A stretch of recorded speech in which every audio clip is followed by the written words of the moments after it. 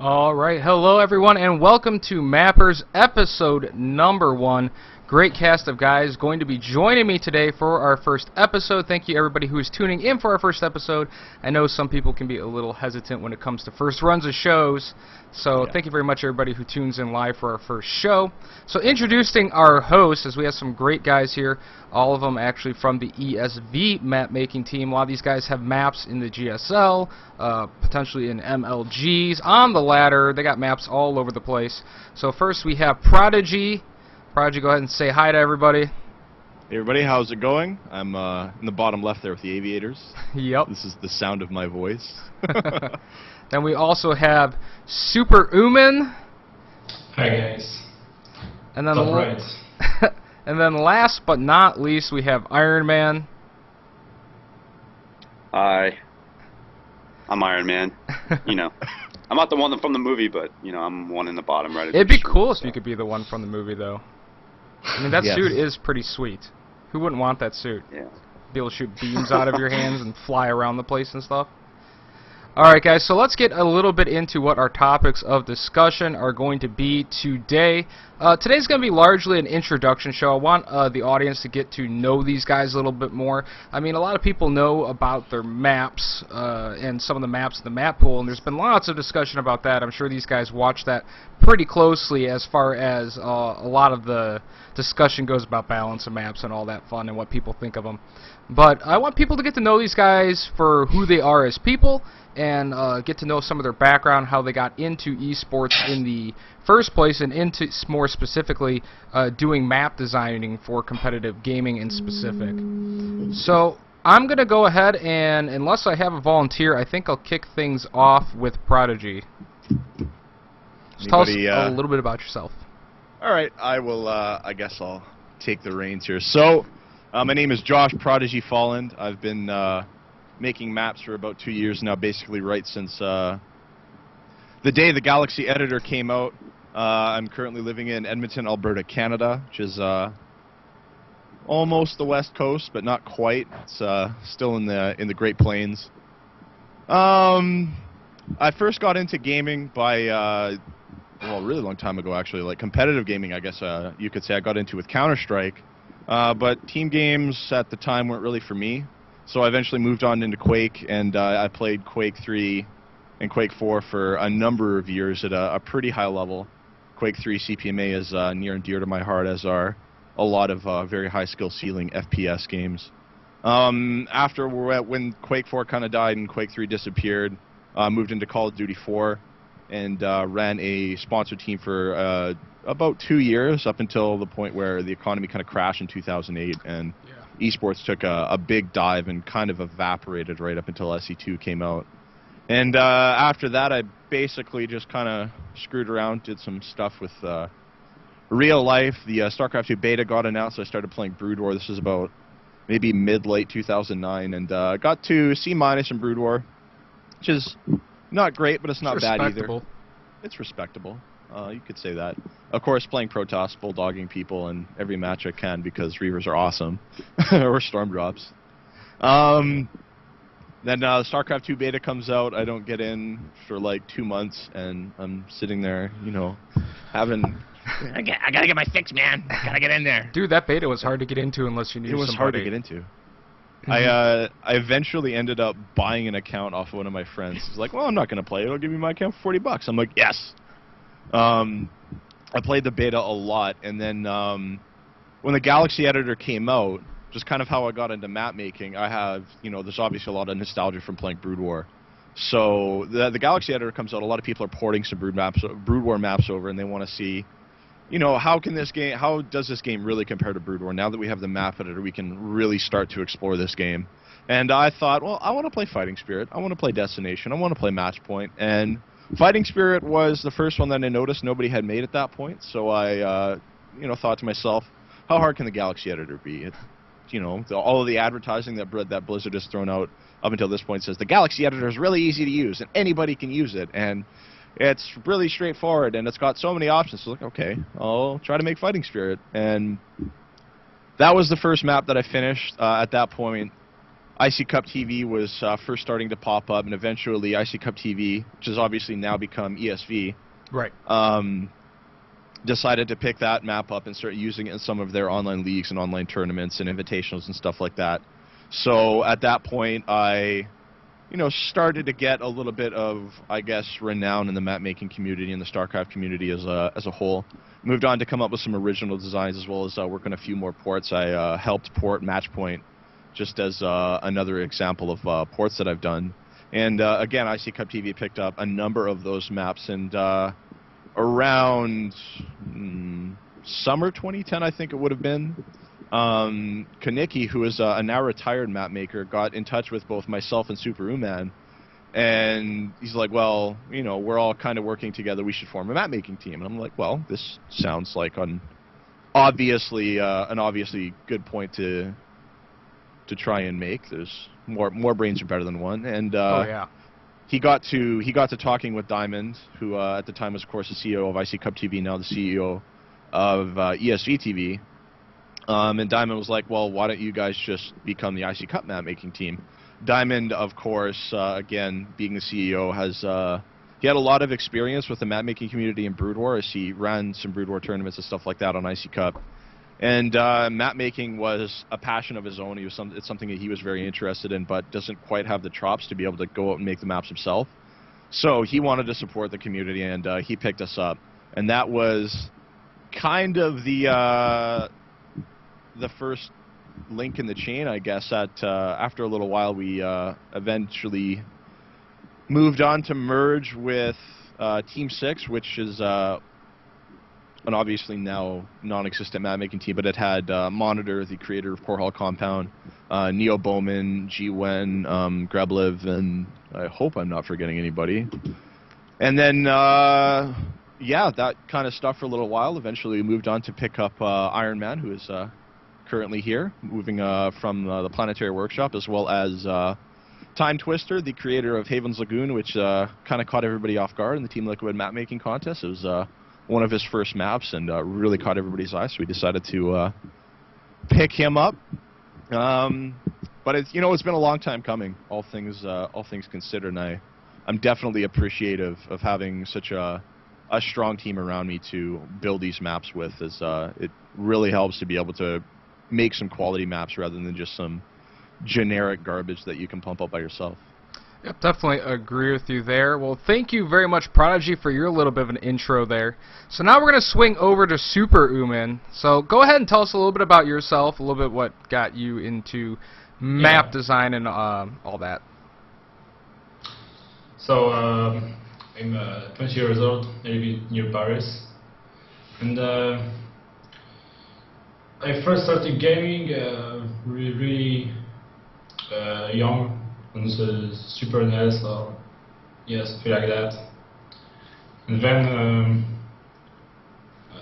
I followed computer games and stuff, playing like Geovirus 1, and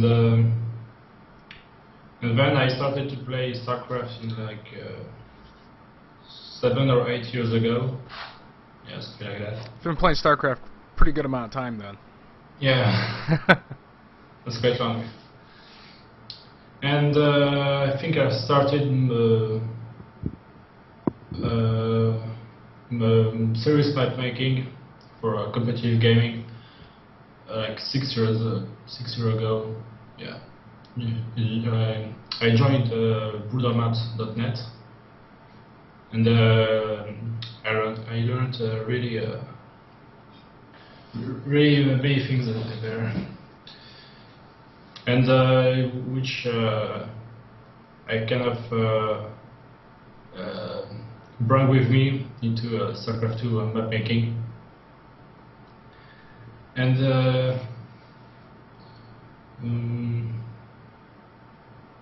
what could I say? Well, I think that's it. Well, how about I just ask you, like, so far, I mean, you've obviously made a lot of maps in the community. Maybe not everybody knows exactly which maps you're associated with.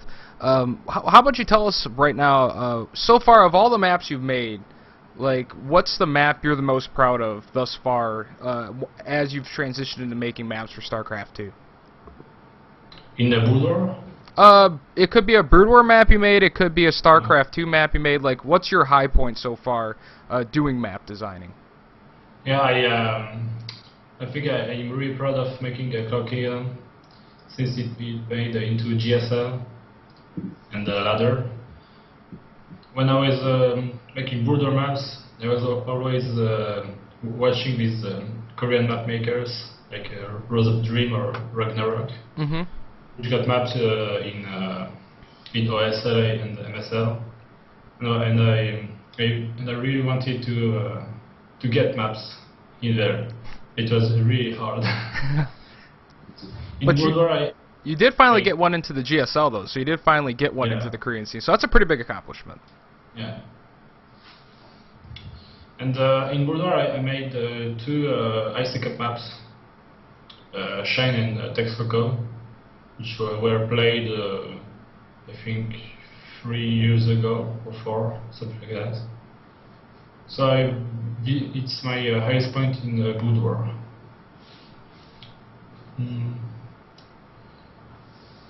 And now I heard some of OGN will make StarCraft 2 Star League, so maybe some players like Flash or Jedong will pay off in our maps, which would be please.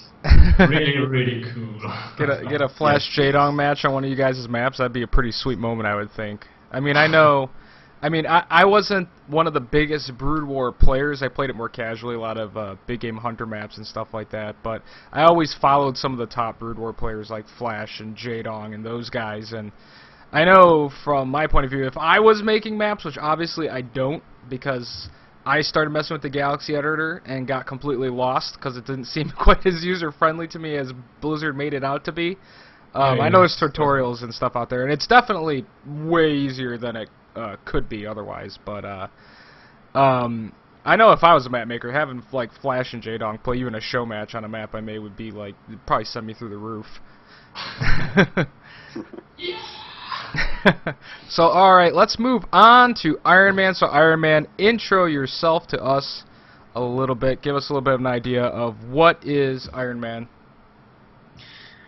I'm a movie. No, I'm just kidding. That movie was all about you, right? You made that suit. Real life.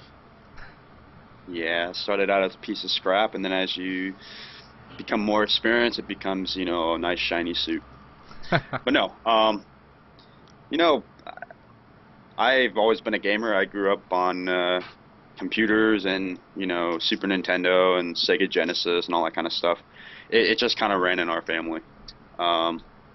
You know, I was playing games like Vectorman, Sonic, Soldiers of Fortune, Captain America, all those really awesome games. And you didn't get to play against people, you played with people. So it was always like 2 people playing against each other. Oh, I'll race you in Sonic, you know, or that sort of a thing. And that was really fun. I just grew up playing those kinds of games and like hockey and everything like that. And even then, the hockey games, they weren't competitive. You had to play by yourself. So, you know, I just played a lot through then, and then I finally got Nintendo 64, and I think that was like the first system where you could actually play against someone. I think, not 100% sure, but you know, I was playing games like Mario Kart and GoldenEye and man, GoldenEye! I played the crap out of that game. That was Who awesome. didn't? And of course, the best game ever, Super Smash Bros. And that was, you know, really when the whole competitive thing started to come into my life. You know, understanding competitive gaming. I didn't really understand it then, but it was so fun to play against someone. And ever since then, like every game, you can actually play against people. And so, as I grew up, I played that. And then finally got into computer, and that's when, you know, Warcraft 1 came out. And me and my dad would switch off between that, because you didn't have internet on the game, or on the computer yet. It was only on consoles. So we would play that, and then Warcraft 2 came out. And even then, it wasn't online for a little while. You had to do LAN. That was the only way of doing online at the time, I think. And so that was really fun. I really enjoyed Warcraft 2. And that's when I really started to look at the maps. Of course, I was young then. This is like 15 years ago, so you don't really understand a whole lot when you're younger. So I opened up the map editor for Warcraft 2, and that's when I just started doodling around. In fact, my very first map ever was just a huge green field with a 200 supply army on one side and a 200 supply army on the other side, and just clash them together. But you can only select like 9 guys at a time, so it was just constantly selecting. And but yeah, it was fun. Those were fun times. And then I started making my own maps, and I thought they were pretty neat. And you know, and then of course StarCraft Original came out, and then Brood War shortly after, and that's when I really started to understand maps a little bit more. But I didn't do anything online for them. I just created them as my own like personal map pack, and then I would play them. And I wish I still saved them, but I didn't. And that was really cool. And then suddenly my Brood War CD broke, so I didn't play it like all through high school. So then I moved on to games like Call of Duty 2, Battlefield, Medal of Honor, you know, those types of maps, or not maps. You know, you love maps when you use words like that. Games become maps. Yeah. Yeah, but you know, I played games like that, and it was really cool because even in those games, I would, you know, take screenshots of maps, and I would like analyze like tactics and stuff like that for like scrimmages and all that kind of stuff. So even then, I really just loved maps, and I did that all through high school, and then all of a sudden I hear StarCraft 2 beta is out, and I'm just like stoked because I haven't played this game in like 5 years or so. And I was stoked. I watched all the battle reports, and I was getting super hyped up and excited. And then it came out, and I played for probably a couple months, and then I finally got into the map editor, and that's when my love for map making really started, and really boiled down to, okay, I want to do this for fun, but I also want to try and, you know, be a better map maker. And that's when I started making maps, and then I made a couple maps early on, and then I created Scars of Ire, which is a much older map, and right after that, that's when I got a message from Mural to help start the Planetary Workshop. And this was about a year ago, I think. And from then on, we started that, and then a few months later, I think about 7 months, created Ohana, and got second place in the Team Liquid map contest, and then boom, like ESV just rained down on me, and they're like, we need you, you know. We have cookies. So Cookies and candy. Yeah. And a nice white van with no windows. Yeah, so I've been on ESV since January 1st, so it's been pretty cool. That was one of the high points for me. And also a high point is I remember back in Original. Prodigy, when did iCup start? Was it Original or in Brood War? I believe it was Brood War. It took them... Icy Cup started off as, what was it, PG Tour, and I think that started maybe 2000 or 2001. So it would have been in Brood War for sure. Yeah. Okay. But it took them a little while for them to like get the technology to run their own ladder or run their own BattleNet server. Yeah, they were at their peak definitely in Brood War. Yeah. Okay. Yeah. And you know, one of my other high points, you know, I remember iCup back in Brood War, and this was a few months before the CD broke for me, because back then you had to have CD keys, which was dumb. Yeah.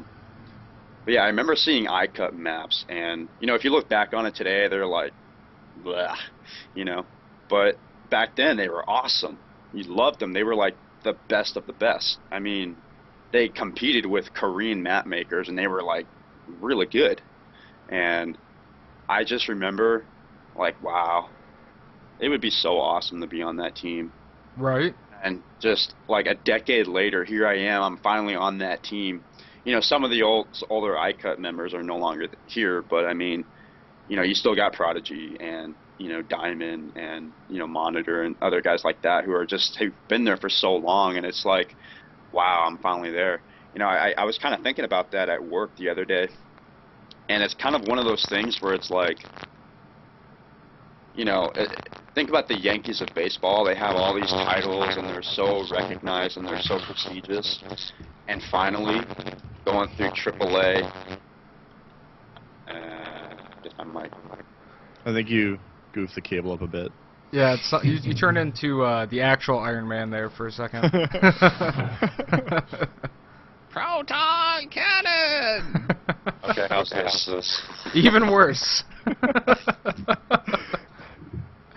Oh, the fun of technology sometimes. I'm sure you get it fixed in a second. Okay, is this okay? No, it's not. I'll take this second here while he fixes his mic to remind the viewing audience that if you have any questions for these guys throughout the show, towards the end of the broadcast, if people do have questions, we'll do a little Q&A segment. So really any questions you have for these guys. It doesn't necessarily have to be map design, but they're probably going to be able to speak more intelligently about map design. But you can ask them anything you guys want to. So if you guys want to either post questions in chat or send them to my Twitter, VP Nursky, I'll be checking both of those throughout the show. So long as you have a nice, short, concise question for these guys, we will answer those at the end of the show. But we'll see. Maybe Iron Man has his mic fixed now so that he can finish up. Uh-oh. Now there's no sound. No! Might have to do sign language here for Iron Man. We'll get some captions in a sign language interpreter. I'll have to find wherever my sister's hiding. I'm pretty sure she does sign language. What's wrong with the keyboard? Keyboard? Psh, who's gonna use a keyboard? This is the day of streaming and audio, man. All that typing RPG stuff is just out the window nowadays. Yeah, Remember those games? Those old that was like the first PC games I played. Were like those old Camelot? RPG oh god, I don't even remember what the heck the name of the games were. They're so old. But it's like those old you just you're typing to people and it's like it costs you $1 million an hour to actually play the game online because of the way they had everything set up. Yeah. It was crazy. No, we still can't hear you. Worst case scenario, man, if you have to, screw up all my cameras and drop from the call for a second and reload your Skype. So anyways, I guess I'll talk a little bit about myself while Iron Man gets his microphone figured out. Do a little bit of my background. I started out gaming in the Wii days of Atari and Pong and all that stuff. My family was always a oh, now we're just having a problem with the call in general, but that's okay. It looks like everybody else is still fine aside from Travis. So hopefully we'll have him back in a second. But anyways, started out all of my gaming career, I guess you could call it, playing a lot of the Atari, the original 8-bit Sega, with games like Rambo and Q*bert and Pong and all those fun games. Eventually transitioned to GoldenEye, like a lot of other people played. Got my first taste of PC gaming playing some of the really old DOS games. You literally had to have a DOS menu. Our computer was we were high tech because we had a menu for our DOS, and then you could put the command line for the game into the menu.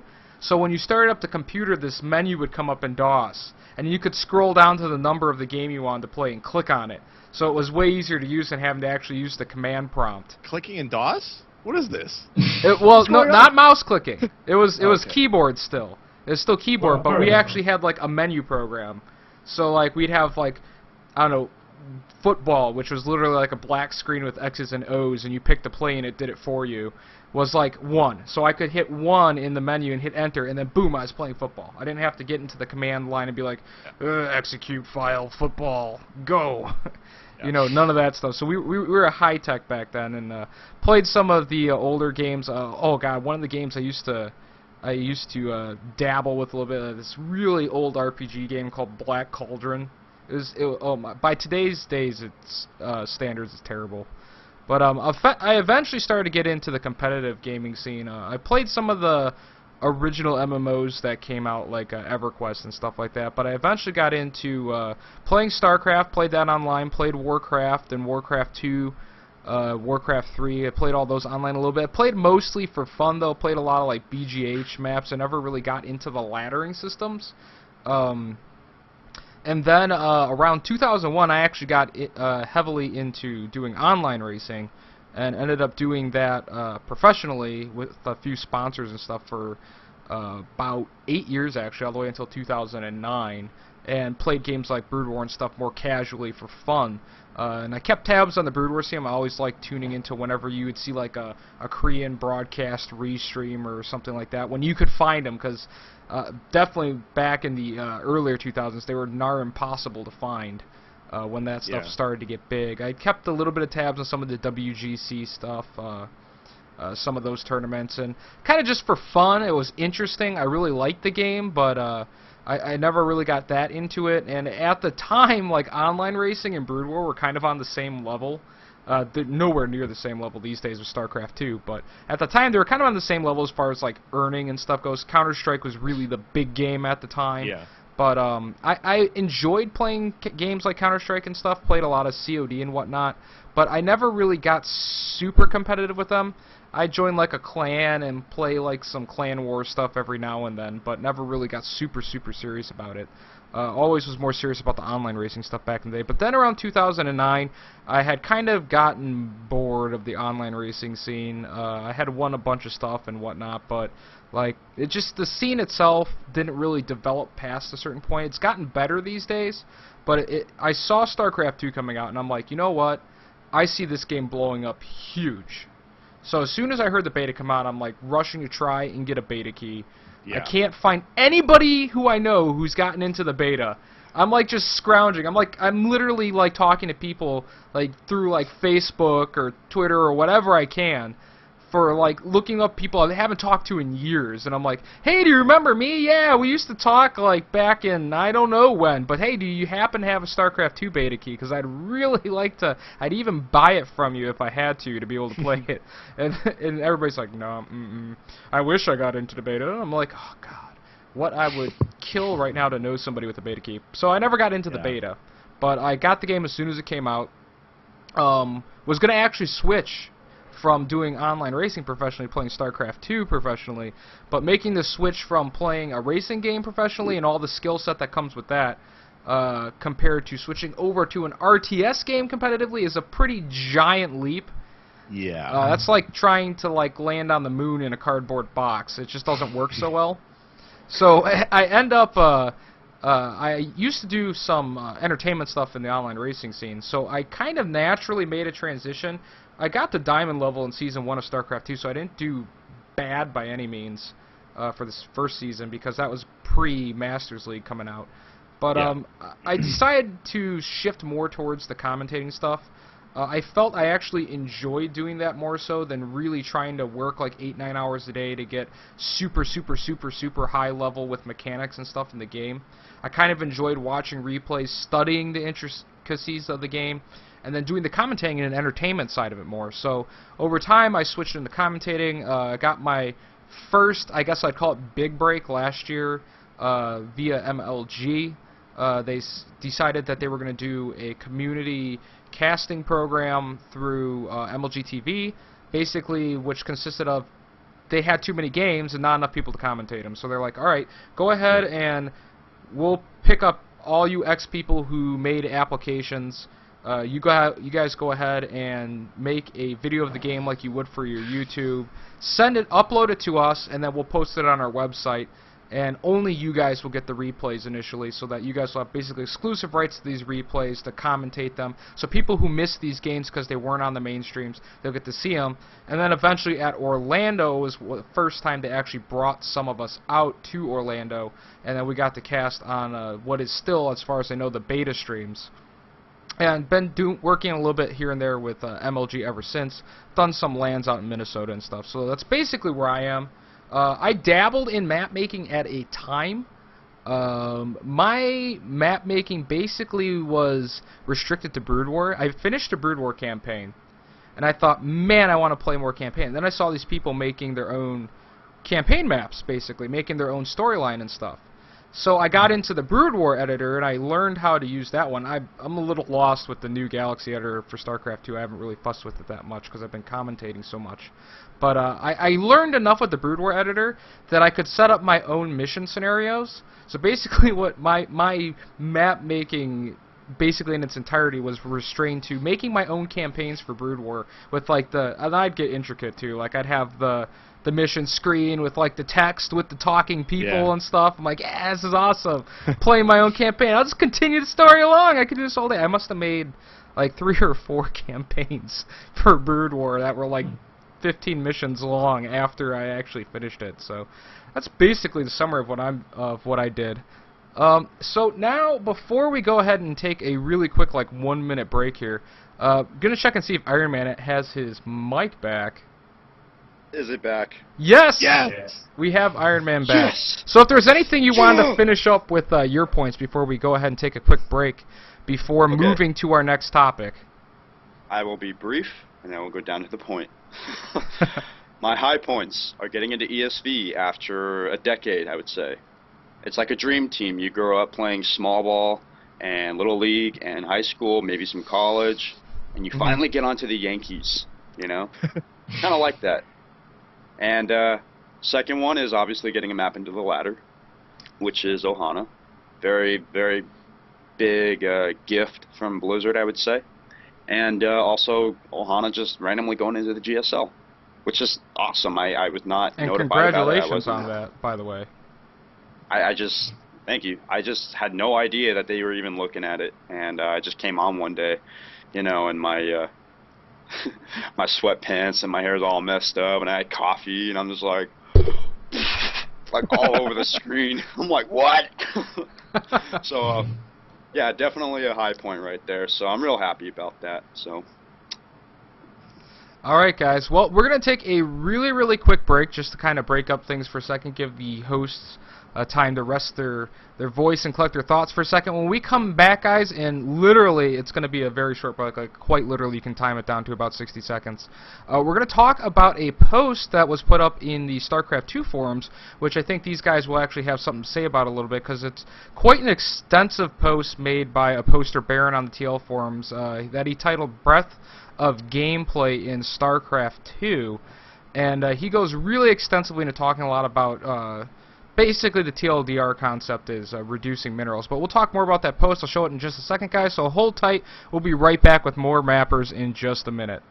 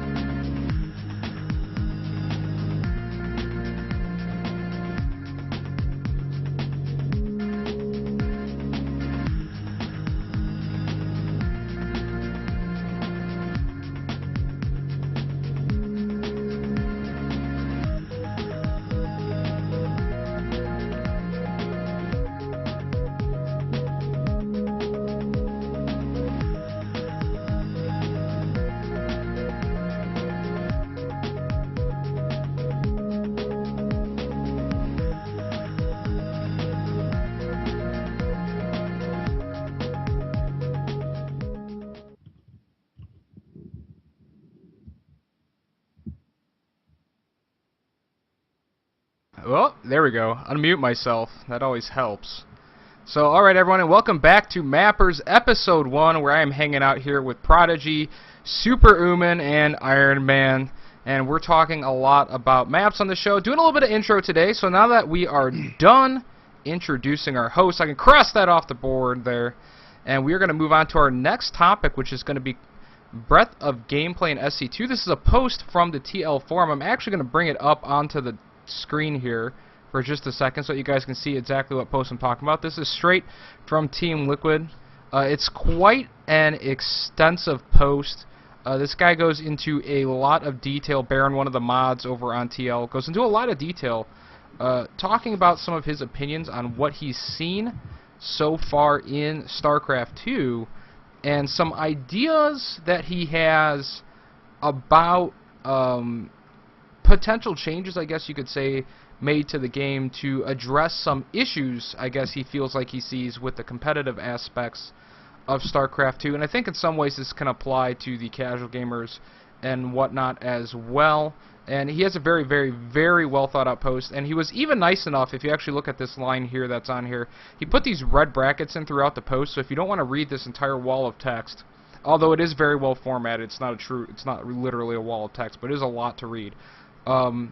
He puts these little red brackets in, so if you want to actually skim through it, you can just read the text in these red brackets and basically get the point of what he's saying. But the TLDR version of what he's talking about in this post is essentially what he was suggesting was that potentially what people should consider doing is he seemed like he was against gold bases, and then additionally past being against gold bases was making the suggestion that Blizzard should consider, especially with Heart of the Swarm coming out, moving towards reducing mineral patches and the amount of gas per base that there is. Now, of course, me having a show with a bunch of map designers, I thought, absolutely, this is perfect. I got the exact right guys to maybe start talking about this.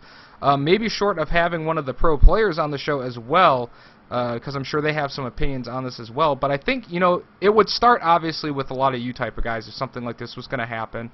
I know you guys do pretty extensive playtesting on all the maps you make. You make multiple posts. I've watched the TL forums. Just taking a map from the idea in your head on a napkin or whatever it is to actually producing a full-blown map and then adjusting it and tweaking it based on the feedback you get. So I think I'm going to start with, we're going to go backwards this time. I'm going to start with Iron Man on this one. Hopefully his mic will last long enough. And I want to get your thoughts here on this idea, because basically the premise that this seemed like he got to was he was suggesting that maybe we'd have better games and better gameplay and a better pacing if we reduce things down to about 25% less minerals in every base, where you'd have basically 6 mineral patches in one high-yield gas. And some other people made suggestions about reducing worker efficiency, but his post mostly focused on reducing minerals and gas count per base. So what's your thoughts on this? I think it's interesting, and it's definitely something that is worth exploring. You have to keep in mind, though, that StarCraft 2 is a different game. Very similar to Brood War, but it's different, and it's balanced differently.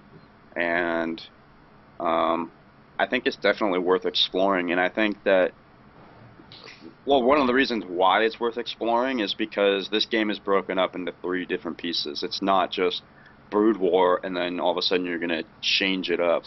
Heart of the Swarm's going to have some new units, and so is Legacy of the Void. So it's good that you would, you know, do this sort of a thing in a separate expansion, because it's going to have its own ladder and everything like that. So obviously it's going to be a whole metagame changing thing.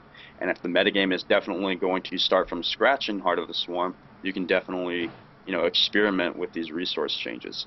And I think it is an interesting change. I actually support it. You know, there's already some maps that have been made right now, and they actually, you know, talk about, like, there's 3 of them in there, and they all say 6M, you know, 6 mineral. And it's funny because these are all 2-player maps, and normally you would have 5 or 6 bases per player. These maps have 8 bases per player, which means you're going to expand more. And I think that's really interesting, and I actually like that a lot. And some of these expansions don't even have a gas on it, so you really have to expand. And I think it's going to create a lot of diverse gameplay. The only thing I'm really concerned about, though, is how will the timings work. And in StarCraft 2, how is one base timings going to work? Because I'm kind of curious. I mean, normally a Terran is going to get one gas to do a Hellion rush, or he'll get 2 gas to do a Banshee rush, you know, or a tank or tank push or something like that.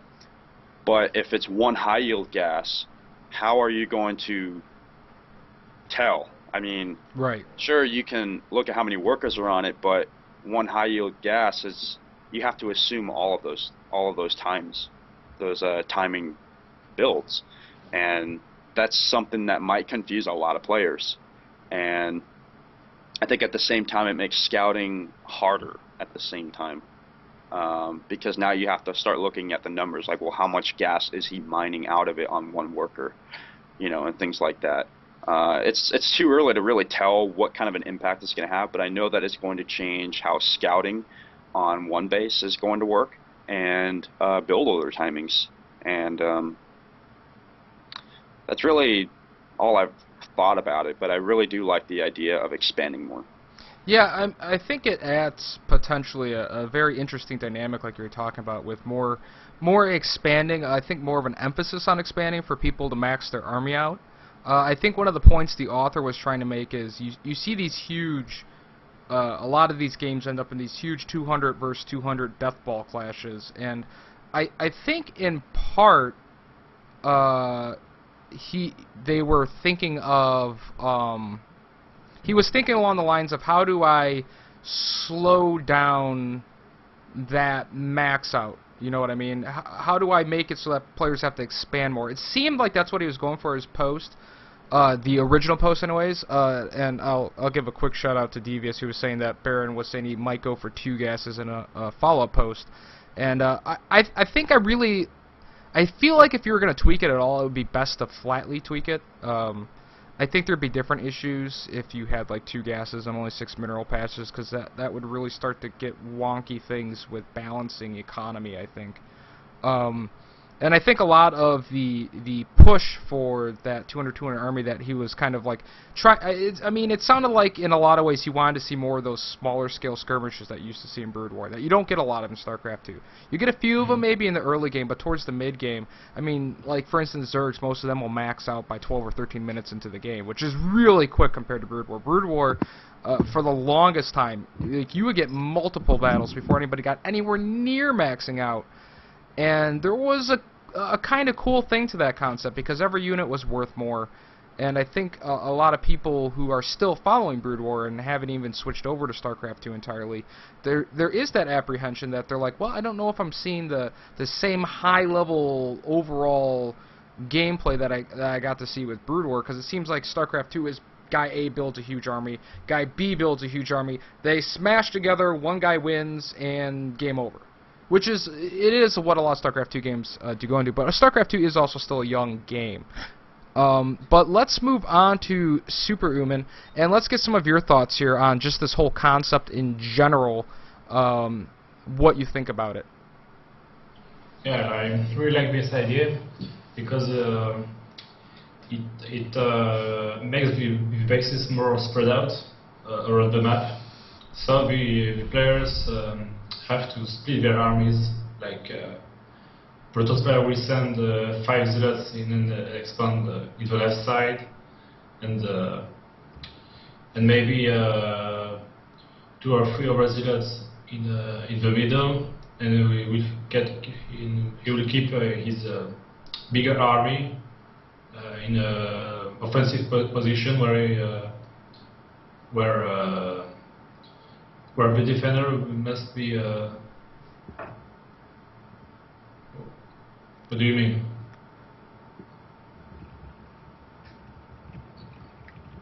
So what? Oh, my mic is not loud enough. No, It's working fine. you're fine. You're good. You can keep going. Okay. So it will make the it would make both players multitask more, because they would have multiple armies to micro, and it would also reduce the general army size, and then the players could micro their units during the battles. Because when I watch a game, in a replay where you can see players select their units, it's more like on the TVP, Marine Marauder, it's more stutter step. Yeah. And it's not like a small group of units will focus this unit, and then the 5 armies will focus the view mortar, something like that. And with small armies, you could do that. And also, you could add more expands on the map, and so you could harass more bases. And by making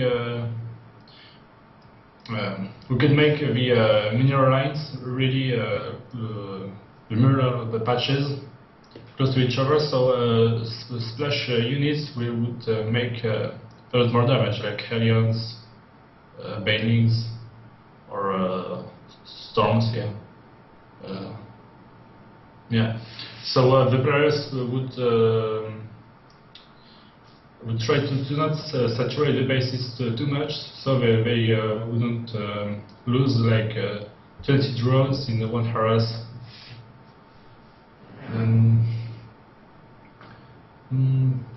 And I think for the main, it's still better to keep 2 gases, because it would be better for scouting, and the players are quite used to make their builders considering their gas count. Like, we would take 2 gases for gas heavy builds, and 1 gas for like reactor Hellion, something like that. Right.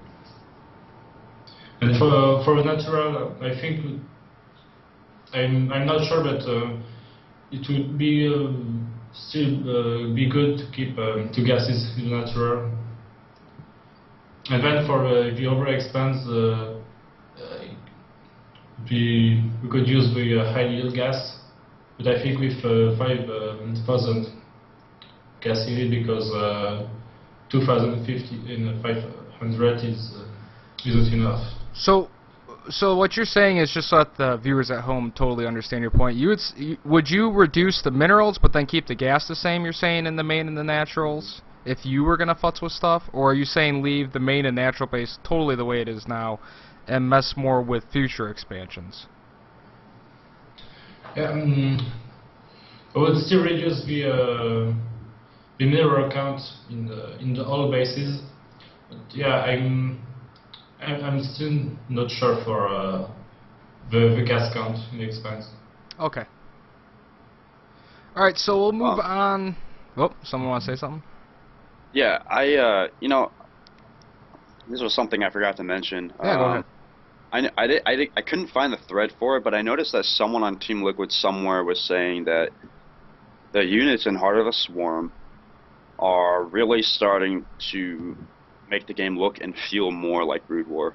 Yeah, and I think that's a very, very good start, and I think that this economic shift that the game most likely will get into is also another great start, and I think that hopefully Heart of the Swarm or Legacy of the Void will actually produce that sort of a Brood War type of a game. Yeah. It's like reliving the StarCraft 2 Brood War mod. I don't think anybody wants to necessarily see StarCraft 2. Well, there is people who want to see it turn into Brood War, but I don't think even with this post they were necessarily saying they want it to become Brood War, but they want to see some of the greatness that was Brood War that they haven't felt yet in StarCraft 2 hit there, I think is more the point. Yeah, and I actually asked Blizzard, because I've been in contact with them about Ohana and everything like that, and I asked the guy, and I just I told him like, hey, you know, this is what we're discussing right now. These are some of the really neat things, and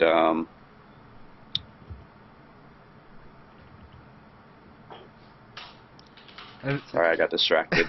And Thought we lost you a second. I was like, no, not again.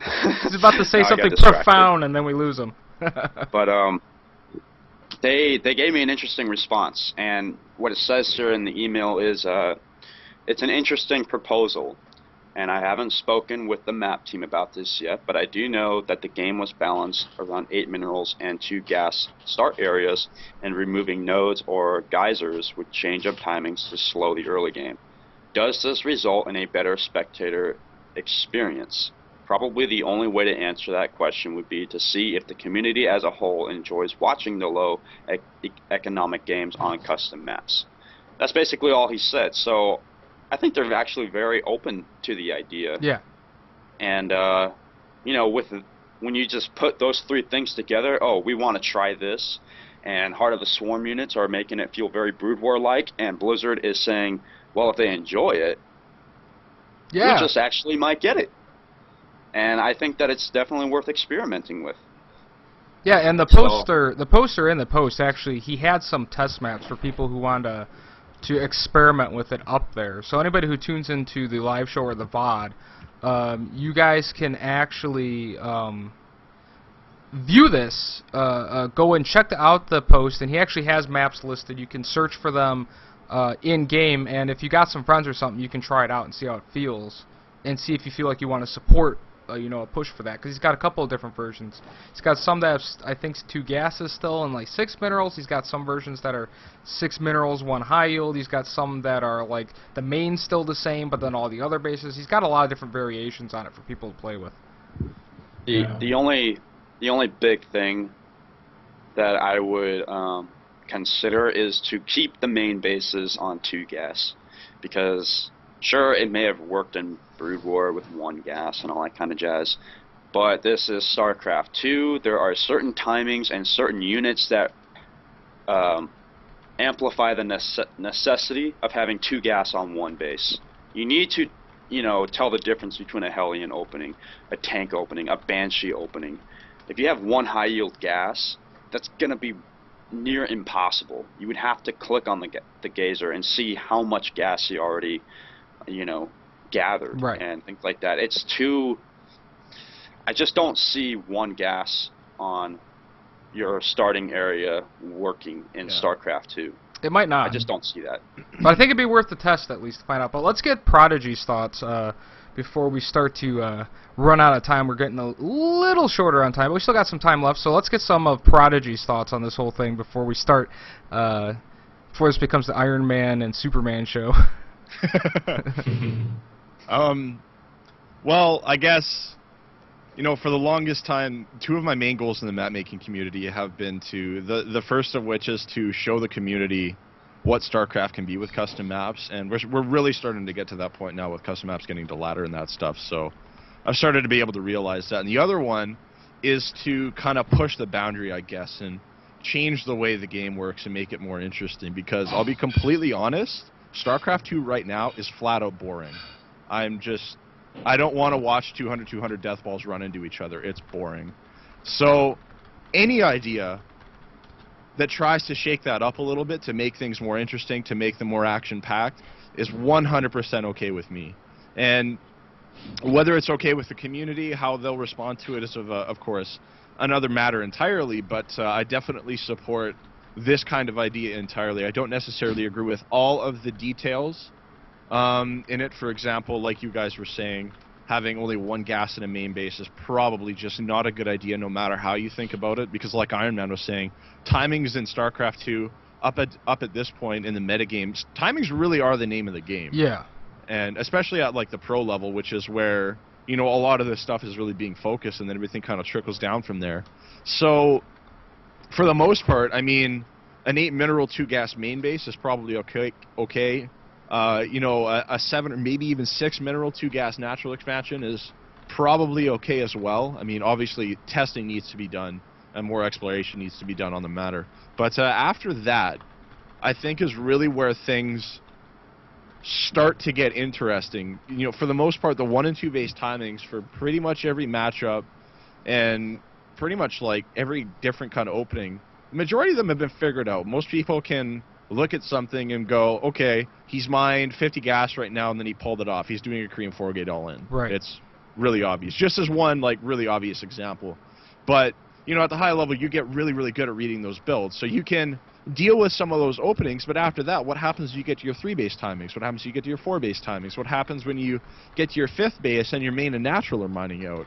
That's where, in my opinion, the game starts to get really interesting, because you get to see all of the different tactics come into play, all of the different technology come into play, all of the different skill sets that really make StarCraft 2 an interesting game, like, really start to shine. Again, a big part of that is because we've seen 1 and 2 base timing since the beginning of time. I mean, that was the game for, like, the first year of retail. Yeah. So, I definitely like this idea a lot. I definitely think that having less gas and probably less minerals in the majority of the expansions outside of the natural expansion is probably a good thing.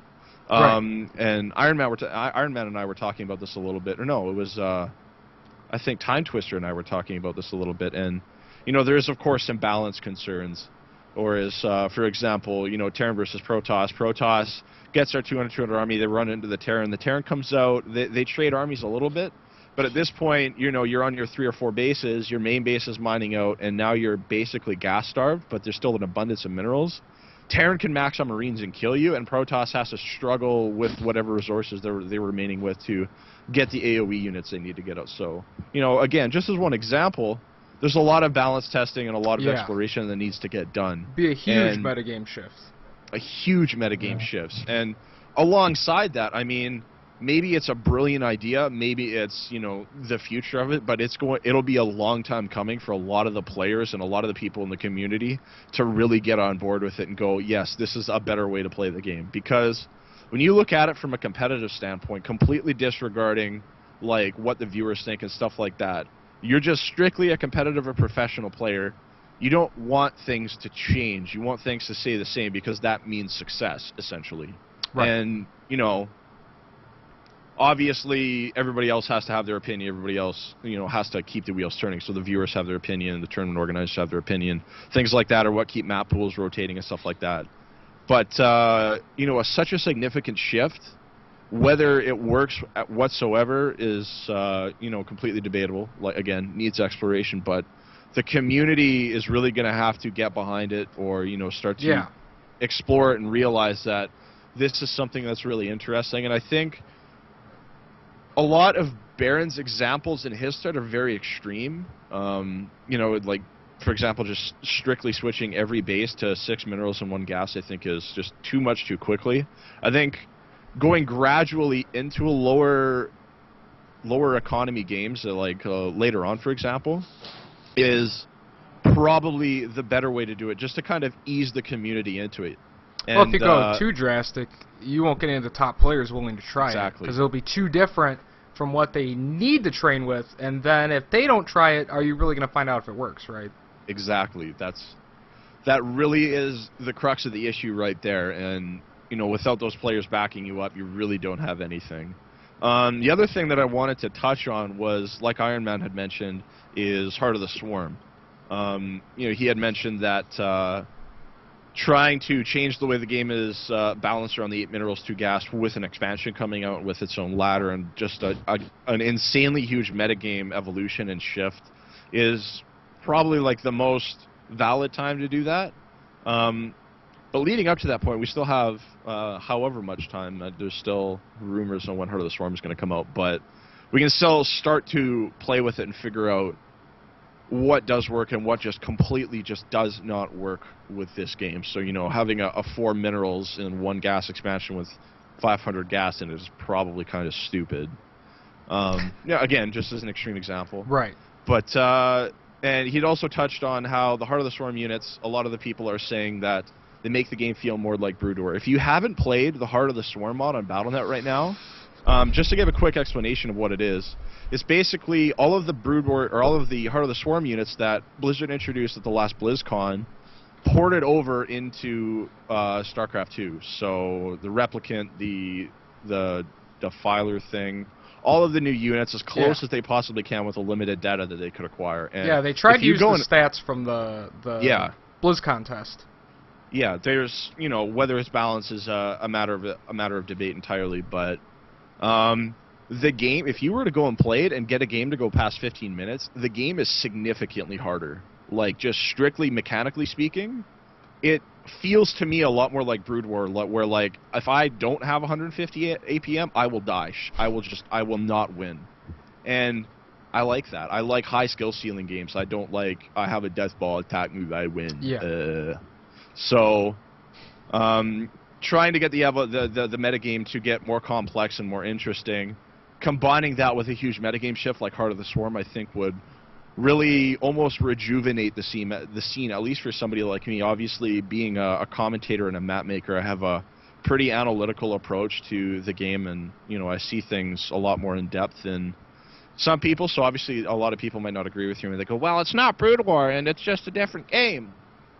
Yeah, that's not the point. It's what makes it entertaining, right?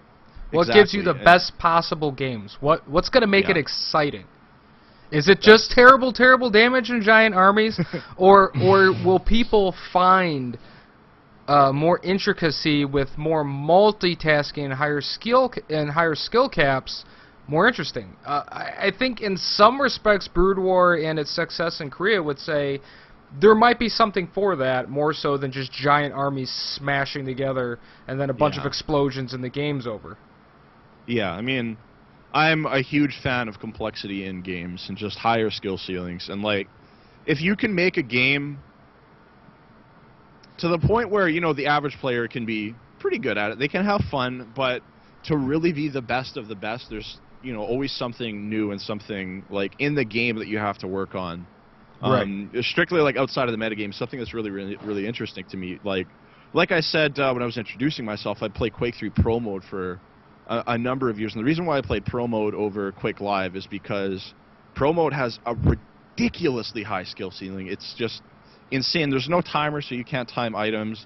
The spawns are a lot more predictable, so momentum is a much bigger factor. And basically, just TLDR version, the game is strictly more complex. It's harder. It's more interesting. It rewards decision making. It rewards mechanics in a really good way. Rewards internal timings a lot more too. Exactly. It rewards those internal factors rather than just like strictly game knowledge, and those are the kind of things that I really like to see in games, and that's one of the things that StarCraft really has the potential to be. Obviously, Brood War really tapped into it and explored it and showed everybody what it could be, and I hope StarCraft 2 can get to that point as well. Alright guys, well I think that'll probably wrap it up unless anybody has any closing thoughts on the breadth of gameplay in SE2. So if anybody has any closing thoughts, you can go ahead and shoot them out now. Otherwise, we're going to take another really quick break, and then we'll come back with Q&A because it looks like we have some questions in the chat. So it doesn't look like anybody's saying they have anything to say in my chat over here on Skype. So we're going to take a really quick break, guys, and when we come right back, we're going to get into some of the Q&A from the crowd. So if anybody has any more questions before I go to Q&A, feel free to ask them now, and we'll be right back with Q&A. So stay tuned, guys.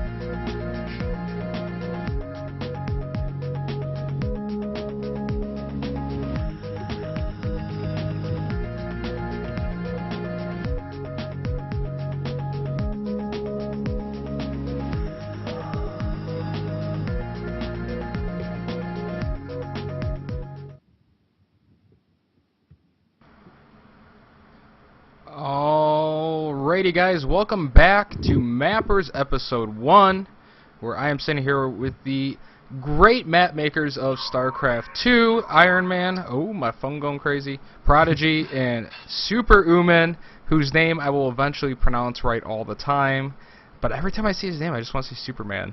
I want to so bad, but it's Super Uman. So anybody tuning in, if you ever are talking about Super Uman, just remember that from now on. Think human without the H. Anyways.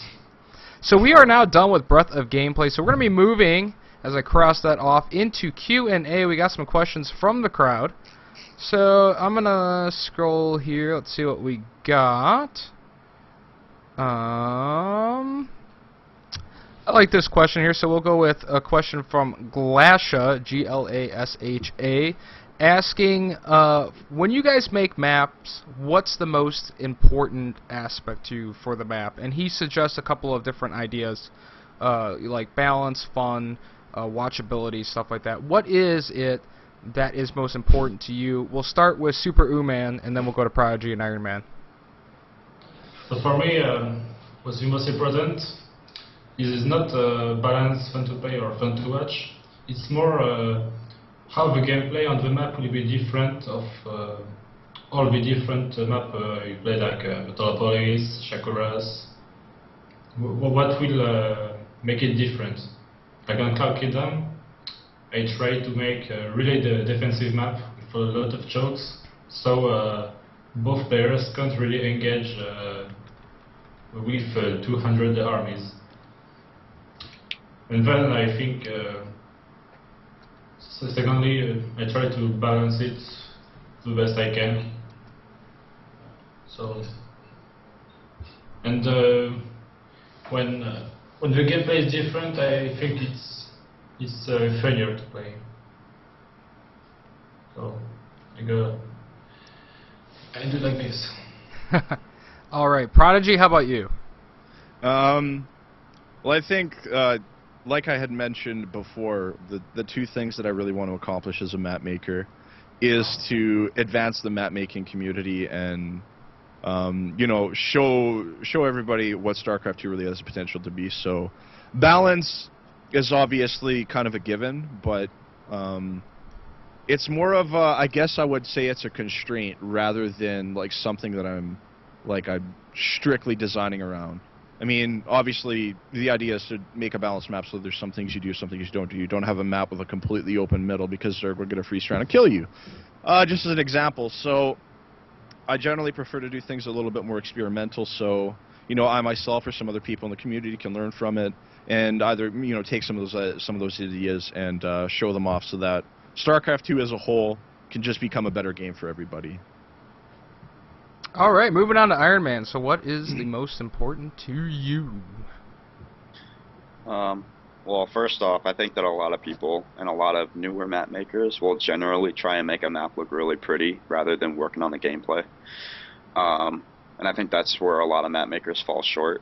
You know, it takes a lot of time to create a map. It takes a lot of dedication because, you know, we're not getting paid for it or anything. So you need to have a passion for it, and when you have a passion for it, you just do it for fun, and I think that's the most important thing.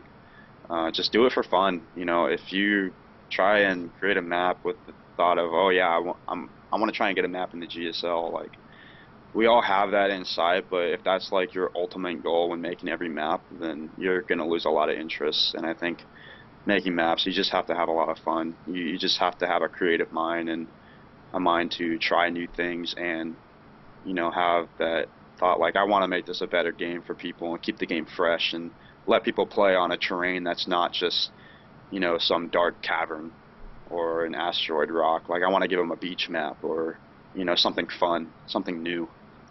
So I think that, you know, balance is, like Prodigy said, it's given. That's just something that comes along naturally. You know, and aesthetically or in terms of scenery, that comes last always. And you know, not everyone plays on ultra or extreme graphics, so you need to just let loose on that and not focus entirely on that. So, just to really good answer. Just to add on to that a little bit, to quickly introduce kind of like at least my personal map making process. There's a difference between an aesthetic concept and like a map concept itself. So I can make a map look like whatever I want. I can make Shakura's Plateau look like a fire map, and it doesn't really affect anything else. So aesthetics and how pretty the map looks is something that is pretty much mutually exclusive from anything else in the map.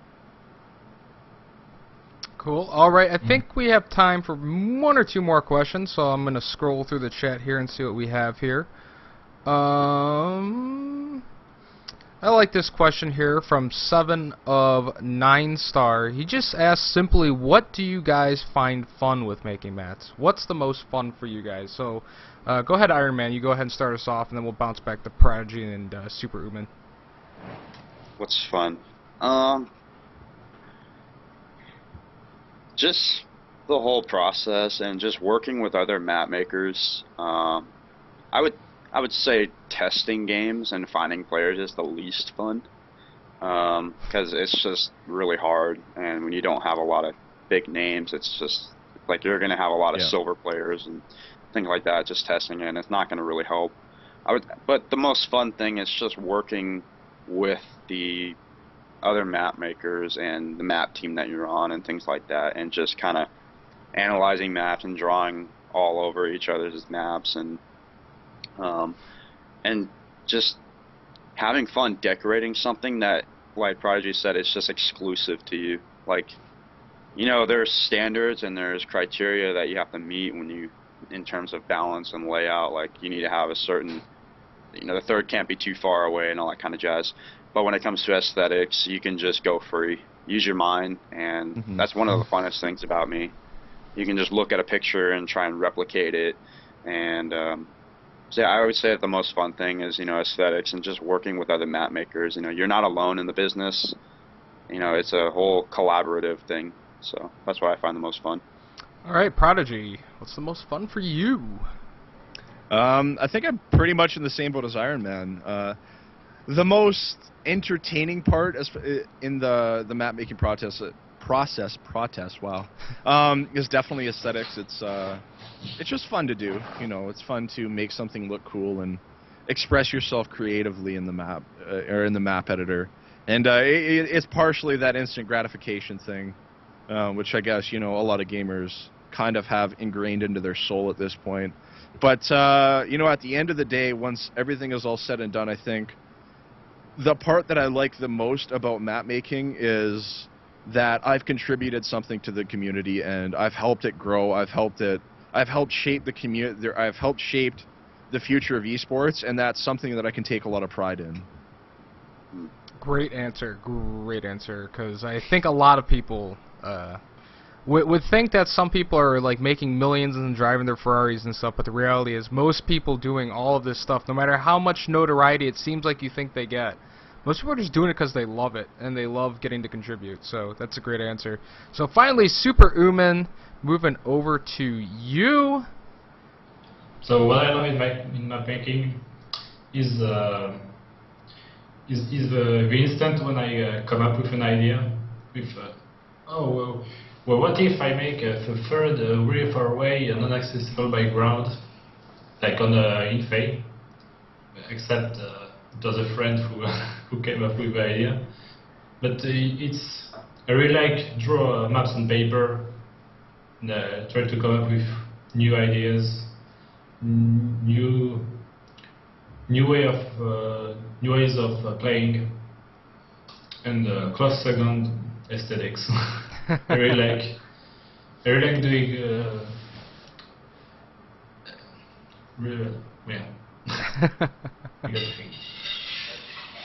Alright, so I think we have time for one more question, so I'm going to go with Devious26's shortened version of his question, because I think it's a decent question to ask you guys. He was asking if you guys think it's okay for maps to potentially balance-wise be slightly in favor of one race over the other, or do you think do you think that as the maps get played on, you should strive to try and perfectly balance a map? So basically, is it okay if we say, oh, I don't know, like going back to a map like Metalopolis in close positions where people are like, well, statistically it looks like it favors Zerg. Is that okay for maps to be like that?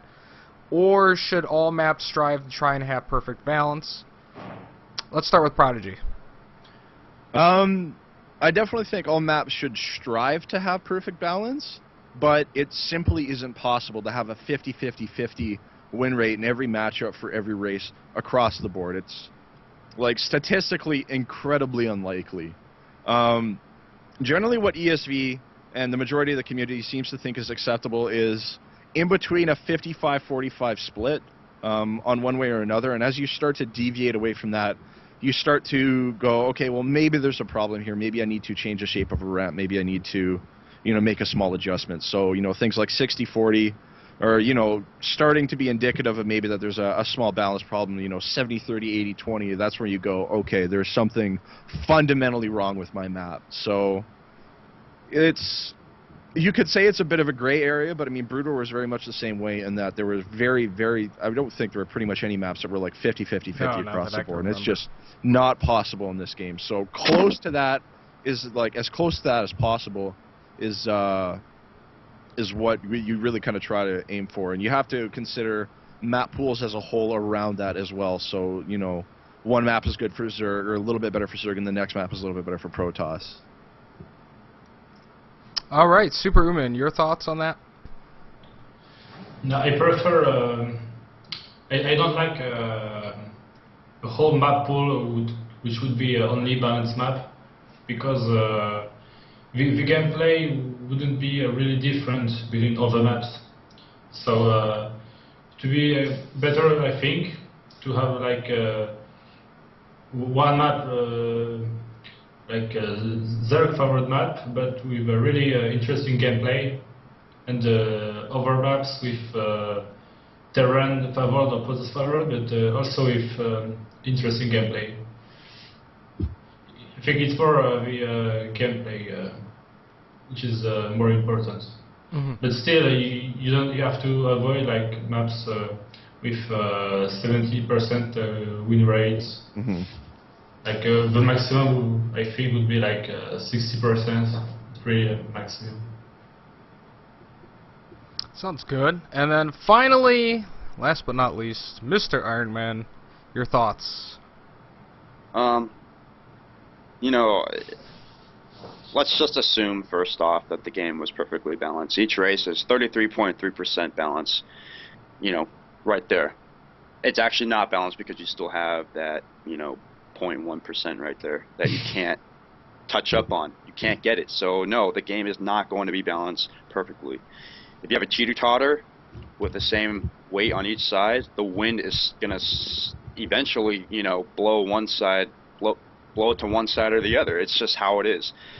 But you also have to understand too that I think that while maps should strive to be balanced as much as possible, it's okay to have a map that's slightly more favorable for Zerg, Protoss, or Terran, because I think that adds to professional story behind the players. Mm-hmm. It's saying, oh, here's a Zerg favored map, and I'm a Terran player.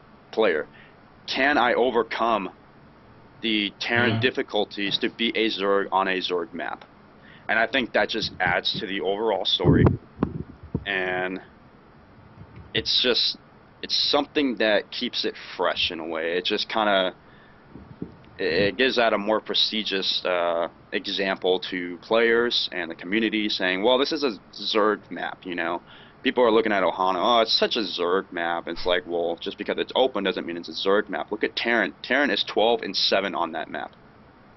It's just like, I think it's just important to keep that in mind, that, not all maps are going to be the same. The game's never going to be balanced. And this is something that creates a story behind professional play. Yeah. And I think that's one of the things that also makes esports so great.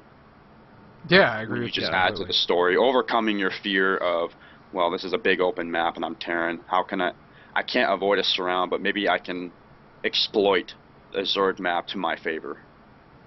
Yeah, that's the asymmetry is what sets StarCraft 2 apart, just orders of magnitude from really any other game, especially in the RTS genre, I think. And the asymmetry in the race design, but also the asymmetry in the way that affects the maps as a whole, I think is one of like the really, really big overarching factors of why StarCraft, both original Brood War and Wings of Liberty, have been so successful this far. Yeah, definitely agree with you there. I think those are some great points from everybody. We are getting towards the point, though, where we need to wrap things up, though. So we're going to move into shout-outs and closings. So we're going to go ahead and start with... I'm going to go with Superhuman. Go ahead, and if you have any shout-outs, anything you want to let the community know about that maybe you're working on or that you have coming up, go ahead and hit us up with it right now. So thank you for having us on the show, and you can follow me on Twitter at ESV_Superhuman. And lately I'm working on maps with focus on the area control, not exactly map control, but you control like a certain area, and from where we can defend like 1 or 2 expanse like that, and really try to make this feature the best I can, and I think that's it. All right, Iron Man, go ahead, and any shout-outs or closing thoughts for you? Just a quick announcement that I'm actually going to do. I think on Friday, I'm going to create a tutorial video on how to create a melee map, where the editor is located, how to start a new project, how to work with your boundaries, and just how to start the overall process. And, okay, I'm doing this. Next, I just want to do this, and then that. Just a very basic tutorial for beginners and people who are interested in map making. That's something I'm going to work on later this week. Be sure to follow me on Twitter. I think it's like right here about. Yeah. And yeah, I'll post any projects I'm working on, when I'm streaming, when I'm testing maps, anything like that. Yeah, and go ESV. ESV fighting! Yeah. And then finally, Prodigy, any shoutouts or closing thoughts for you? Yeah, like I mentioned, I am both a map maker and commentator for ESV, and right now we still got the ESV TV Korean Weekly as well as the Grand Prix on the drawing board, but expect some more announcements and information on that to be coming down the pipe within the next few weeks here. Diamond is hard at work day in and day out to try and get that back up and running as quickly as he possibly can, but he's putting in a lot of work to make sure that it comes back bigger and better than ever, so be sure to follow all of those updates at twitter.com/Korean_weekly, I think. I'm going to quickly double check that, because that's an important one. It's just at Korean Weekly. And like I said, all of the updates for the Korean Weekly are going to be coming down the pipe, so the Korean Weekly, for those of you guys who don't know, is ESV's really excellent homebrew tournament where basically any player who can play on the Korean server can get a shot to get in there. They can compete for a weekly prize of $200, I believe it is. During the last season, that might go up or change. And that's where you can find all of the wonderful maps that myself, Iron Man, Superman, and the rest of the map making team have been putting together. As that is where the majority of the map pool, if not all of it, is going to be coming from. As well, I will be commentating that when I do get a chance. And finally, be sure to follow me on Twitter, twitter.com/ProdigySC, which you can see directly below my chin. That's where I post updates on some of my maps, and I've been getting a little bit more into streaming, particularly streaming Tribes Ascend, as I'm a huge FPS fan, and I've been playing a stupid amount of Tribes because that game is amazing. So be sure to follow me on Twitter, and I think that's pretty much it. Thanks again for having me on the show. Yep. Before I close out here, guys, thank you, of course, all to you guys for being on the show with me here. Shout out to Diamond and the ESV team, because he was actually the first person I contacted. The show's been a long time in the making. Thank you, everybody who's tuned in live today. Thank you, everybody who's asked some questions. I hope everybody tunes in again next week. If you know anybody and you think this is a great show, please spread the word, because that's the best way we can have plenty of viewers and keep this show going for you guys, is if you guys just spread the word. You can follow me, of course, on Twitter at VPNersky. I'll, of course, have updates on the show, as well as updates on my personal commentating and what I do. I do a lot of regular gigs for Zeke and MLG, so I'll always be keeping people updated on this particular show, and then, of course, on the stuff that I am up to. I also stream a lot over on Team Liquid when I'm playing ladder and whatnot, twitch.tv/Nersky. This channel, I also stream a lot of ladder gameplay and stuff in between when I'm not doing commentary. Other than that, guys, I think that is going to wrap it up here for episode number 1. Before I go, also I'm going to send a shout out to the VP Gamers guys who I help administrate their clan, so don't want to forget them as well. But yeah, everybody can check out MLG's got, of course, the Winter Arena coming up this weekend. I don't know if any of these guys are going to have maps in that tournament or not, but you guys will be able to find out when that comes up. But otherwise, you guys can tune in next week. We're going to probably be bumping the showtime, it looks like, to 4 p.m. Eastern on Wednesdays, because that'll work out a little bit better for some of our hosts. So we're going to be probably moving the showtime back an hour to 4 p.m. Eastern, so be aware of that, guys. But we will be back on a weekly basis with new topics each and every week, and we'll probably have some different types of things for you guys in the future as well.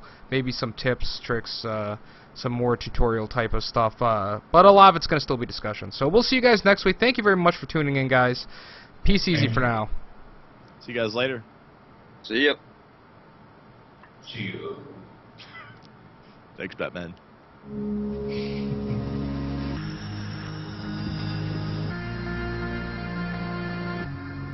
Ah.